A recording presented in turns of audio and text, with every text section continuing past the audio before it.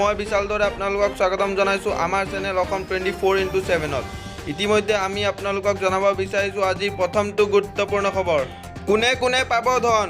মুখ্যমন্ত্ৰীৰ ডাঙৰ ঘোষণা। 25 ছেপ্টেম্বৰত অসমৰ লাখ লাখ মহিলাই পাব পূজাৰ বোনাছ। কোনে কোনে পাব এই ধন?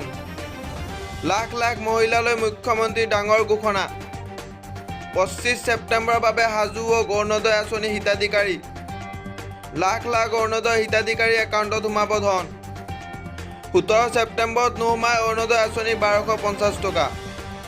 এইবাৰ অৰুণোদয় আঁচনিৰ ধন জমা হ'ব 25 ছেপ্টেম্বৰত। ৰাজ্য চৰকাৰৰ তৰফৰ পৰা কৰিলে ডাঙৰ ঘোষণা। ৰাজ্যৰ জনসংযোগ বিভাগে জাৰি কৰিলে জৰুৰীকালীন জাননী। অৰুণোদয় আঁচনিৰ সমান্তৰালকৈ গেছ ক্ৰয় কৰা মহিলাৰ মাহে পাব অতিৰিক্ত 250 টকা। 25 ছেপ্টেম্বৰত অসমৰ লাখ লাখ মহিলাই পাব পূজাৰ ধন। লাখ লাখ মহিলালৈ মুখ্যমন্ত্ৰীৰ ডাঙৰ ঘোষণা। 25 ছেপ্টেম্বৰৰ বাবে সাজু হওক অৰুণোদয় আঁচনি হিতাধিকাৰী। আজিৰ দ্বিতীয়টো গুৰুত্বপূৰ্ণ খবৰ হ'ল ভয়ংকৰ ধুমুহাই লৈছে কাল ৰূপ। অন্ধকাৰচ্ছন্ন মহানগৰী। ৰাজ্যত আৰম্ভ ধাৰাসাৰ বৰষুণ। দিনতে অন্ধকাৰত বুৰ গ'ল মহানগৰী।